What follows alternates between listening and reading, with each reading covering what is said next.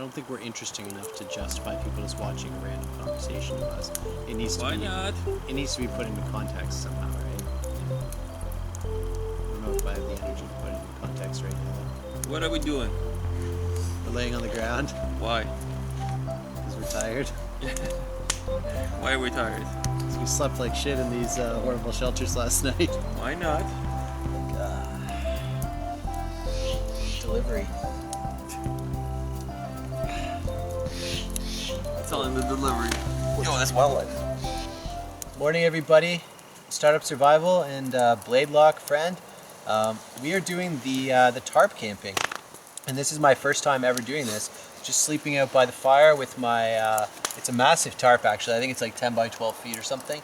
And we constructed the shelters last night, and we didn't bring you in on that because honestly, I didn't really know what the hell I was doing. I kind of had Blade Lock like teach me the design. Actually over there it's like attached to a picnic table, but it's the kind of thing you could pretty easily do with 4 trees, I think. Yeah. The reason we did it here is because it's kind of experimental, and it's nice and flat, right? If you did this in the woods, it could be pretty bumpy, depending on where you are. I think you have to minimize some variables to focus on the important ones. Okay, so I mean, this is we were talking about this a bit earlier, and it's almost like it's not a comfortable shelter, I would say, overall. I can honestly say that last night I didn't sleep particularly well. I found that the combination of like the sounds of the fire, like the crackling, it's almost like going to sleep in front of a television that's on or something like that. Like you definitely notice it. I ended up putting earplugs in my ears last night, which I don't really like to do necessarily, but it really helps me sleep a lot better. And so anyways, that was an issue, and it wasn't super warm, I would say. There was points during the night where I got cold, and I don't know, it was just weird, you know? I know it's not super descriptive, but it wasn't comfortable. It was distracting.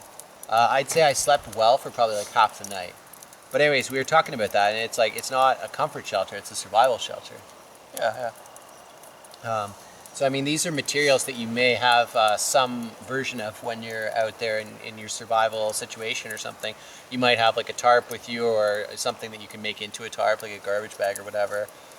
You can put some padding on the ground with some like spruce boughs or whatever, and make yourself a mattress, and then build a fire. Like you could survive, and I honestly felt like I would have survived, but it's not a complete survival situation, right? Well, it's not luxury. I think we discussed it many times, and the tent is the best shelter overall. It gives you the best of the best, but it's the most to carry. It's the heaviest and the biggest to carry. And it kind of makes sense, you get what you carry with you. You get what you pay for in that sense. It's almost as good as a tent, though. Like, it's not that different. All you're doing is missing one side. Yeah, and you can make that up with some clear plastic or bug netting too, if you really wanted to. But the thing is it's either A, you bring the materials in with you, very small materials, just cordage and tarp, and make the rest up, or you gotta be willing to make everything else up, meaning you build a lean-to from trees and leaves. So it's up to you. Do you want to carry the materials and save time when you make this happen, or do you want to go super minimalist and then spend like an hour building a real lean-to with natural materials? Yeah.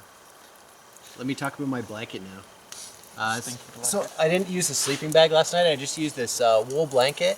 I think it's a 4-pound wool blanket that I got from my like military surplus store close to where we live. And I bought it because there's a couple different ones. Some of them were used, but this one was new and it had this Swiss Army symbol on it. So I think about that with quality. It's just like a connection for me. So I bought it, and I noticed it had like a faint odor to it. And in the store, I was like, okay, well, whatever, it's new. Like, who cares? I took it home, and it just like stunk so bad. Anyways, I ended up washing it in my bathtub probably like 3 or 4 times. Like, I would like fill the bathtub up with warm water, swish it around, and the water would turn like black or red. Like this, the red Swiss Army stuff, I think it's just like dyed on there with some sort of chemicals. It's not like woven in. Yeah. So anyways, I did that like 4 times, and then I put it through like the real washing machine. I hung it on the balcony for a couple days. It still stinks, man. Like, it smells like gasoline or something like that.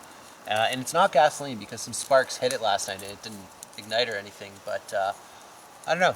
I think it's nice to sleep with a blanket instead of a sleeping bag. You know? Yeah. It's liberating somewhat because you can get out of it, very quickly. It doesn't smell that bad. And I was saying that last night, the stinky blanket became my best friend when it was cold. You know, I would go all the way underneath it and just put it over my head, and that was pretty good. That was pretty much my top sleeping point when I had the earplugs in, the blanket over my head, and that's as good as it got. Yep. But I don't know. This kind of inspires me to try some different shelters. You know, it's like a change. It's not the same shelter every time. It's good. If it's really essential to be comfortable though, bring the tent. Then you can have the thermarest. You can have your down bag. You know, and you won't have the external heat source to help you, but that's okay because you'll keep your own heat, You right? can do the hot water bottle, or you Yeah. can do those little heat packets that you can put in your clothes or something. That was cool. That will give you heat up too. For sure. This campsite that we're in, it's very ironic because this is the only time we've ever seen a bear in the wildlife. We didn't see it today yet, but we saw it here the last time we came, I think. Yep. Last time it was here, it was behind the dump, the garbage. He was waiting to have a meal from the garbage cans. He was just sitting there, and we chased him away. Actually, we were right after him, and he ran away. Yeah, but we were in a car. It's Yes. not like we just ran after him with our hands or something or We whatever. were in a jeep, so Yeah, that was good. But anyways, I kept bear spray right by the bed. I didn't keep my fixed blade here, but I have like my folding knife, and this guy has bear spray, and also he's got a huge fixed blade with him too. yeah, bear spray, big flashlight so you can see what's going on, and the big knife too. Dude, that flashlight was amazing last night, eh? It's powerful for sure. Yeah. But yeah, it was a good night, and then this morning I kind of like woke up a bit earlier. The fire was still going, you know. Well, we kept it going through the night every hour or every hour and a half. We had to wake up with more, blow on it, and go back to sleep. Yeah. But it was good. It was very memorable. Not the best night of sleep I've ever had in the outdoors, but Very memorable night of sleep. yeah. Yeah, it was good. Anything more to say? No. Alright, well, we're going to chill out here for a few more minutes and then start to get ready. And then I'm going to go buy a shotgun. Very nice. Okay, I'm going to tell my story now about the bird because I might forget it later, okay? Go for it. So this morning I went to use the bathroom to answer the call of nature. And as I did so, I was walking along the like dirt road and I heard like a bird in the bushes.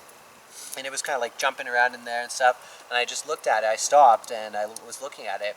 And he kind of tried to just camouflage himself a little bit, you know, because I guess he didn't want to fly away. And anyways, I just stood there and kind of like walked up to it. And then he flew away.